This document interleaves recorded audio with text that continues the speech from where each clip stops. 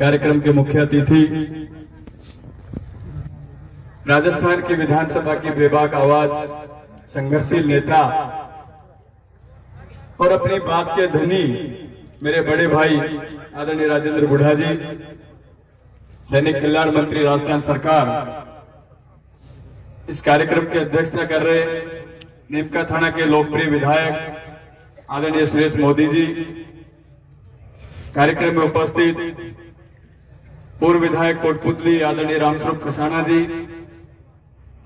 जयपुर नगर निगम की mayor doctor Saumya Gurjar जी, करण सिंह जी, पूर्व जिला प्रमुख दाताराम जी, जिला पार्षद भाई राजपाल डोई जी, मंच पर उपस्थित सभी जनप्रतिनिधि, मेरे सामने उपस्थित सभी पिता तुल्य बुजुर्गों, नौजवान साथियों, माता बहन, सबसे पहले मैं मेरी ओर से शहीद परिवार को धन्यवाद देता हूं कि उन्होंने इतने सालों बाद इस महान शख्सियत ने अपने देश के लिए अपने प्राणों की आहुति दी, उनकी यादों को जिंदा रखने के लिए इस मूर्ति को आज आपने यहाँ पे लगाया। ये मूर्तियां हैं तो एक पत्थर की, लेकिन आने वाली पीढ़ियों को इससे बहुत प्रेरणा मिलती है।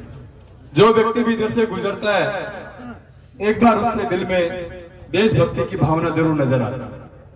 तो निश्चित रूप से हम सब लोगों के मन में देशभक्ति की भावनाओं को जीवित रखने का कार्य हमारे शहीदों की मूर्तियां करते हैं।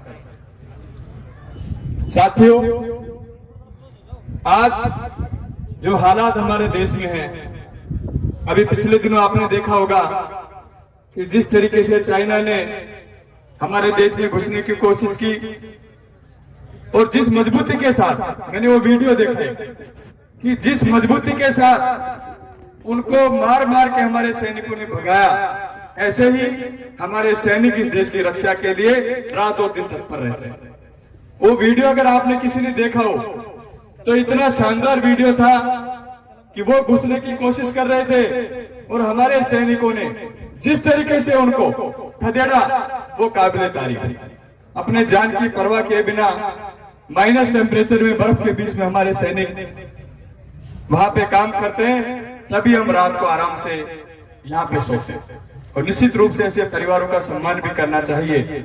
साथियों, आज इस कार्यक्रम में मैं एक बात आपको जरूर कहना चाहता हूँ। आदरणीय रामस्वरूप जी ने मेरे से पहले खूब लंबी चौड़ी बात कही है और निश्चित रूप से कई बातों में मैं उनका समर्थन भी करता हूँ कि जनहित की बात में सब पार्टियों के लोग, सभी धर्मों के लोग, सब जातियों के लोग अगर मिलकर के काम करें तो निश्चित रूप से हमारे देश की दशा और दिशा दोनों बदल सकते हैं। आज हमारे बीच में आदरणीय बुढ़ा साहब आपके बीच में मौजूद हैं और उनके अंदाज के बारे में कौन नहीं जानता। जिस बेबाकी के साथ अपनी बात कहते हैं, जिस मजबूती के साथ अपनी बात कहते हैं, पिछले 4 साल से मुझे भी इनके सानिध्य में राजस्थान की विधानसभा में काम करने का मौका मिल रहा है। जिस दबंगाई के साथ वो बात करते हैं और जिस बात के धनी, ऐसे लोग बिरले मिलते हैं राजनीति। भाई साहब, मैं आज पूरा समाज यहाँ पे 36 कौम के लोग इकट्ठे हैं, मैं आपका तहे दिल से स्वागत भी करता हूँ, धन्यवाद भी देता हूँ कि जिस मजबूती के साथ आप अपनी बात रखते हैं, राजनीति में ऐसे लोग बहुत कम मिलते हैं। और आपने जिस तरीके से हम लोगों की मदद की, आगे बढ़ करके मदद की। और साथियों, एक बात आपको जरूर बताना चाहता हूं कि किसान की आवाज को बुलंद करने के लिए, मजदूर की आवाज को बुलंद करने के लिए हमारे नेता आदरणीय सचिन पायलट साहब ने राजस्थान में एक बीड़ा उठाया है और उसी के तहत 18 तारीख को आदरणीय बुढ़ा साहब के यहाँ एक बड़ा किसान सम्मेलन होने जा रहा है। मैं आप सब लोगों से निवेदन करता हूं कि यहाँ पे जितने लोग आप उपस्थित हो, कि हजारों की संख्या में आप सब लोगों को वहां पे पहुंचना है, क्योंकि अभी पिछले 2 दिन तक मैं खेतड़ी में था, सब लोगों से मिलना जुलना हुआ और वहां इस तरीके से माहौल है जैसे तो घर घर में त्योहार हो। वो त्योहार खेतड़ी और नीमका थाना में राजपाल जी भी थे, एमएलए साहब भी थे। इस तरीके से कंपटीशन है कि खेतड़ी का आदमी ज्यादा पहुंचे या नीमका थाना का आदमी ज्यादा पहुंचे, तो आप नीमका थाना का ज्यादा पहुंचना, ये तय करना आप लोगों का काम है। बोलो भाई, नीमका थाना का ज्यादा जाएगा, खेतड़ी का हाथ खड़ा कर बताओ। हाथ तो कम ही खड़ा है, फिर बोलो हाथ खड़ा है कोई आधार कार्ड सारे लोग हाथ खड़े करके और विश्वास दिलाओ श्रीमान राजेंद्र जी गुड्डा को और इंद्राज भाई साहब को कि नीम का थाना से ज्यादा संख्या में आदमी पूछेंगे। साथियों, आज जिस नेता ने 4 साल तक संघर्ष करके, पिछले 5 साल संघर्ष करके राजस्थान में कांग्रेस पार्टी की सरकार जो 2013 में 21 सीटों में सिमट गई थी, उसको 100 सीटों पे लाने का काम किया। आज 4 साल तक जो परिस्थिति है वो आपके सामने छुपा हुआ नहीं, आपसे कोई बात। और रामस्वरूप जी, जो आप कह रहे थे हम तीनों तो एक ही श्रेणी के आदमी, आप वाली कैटेगरी, हम तो जो चाह रहे थे, जिस तरीके से चाह रहे थे, हम तो खड़े थे, लेकिन जो परिस्थिति आ रही वो आपसे छुपी हुई नहीं है।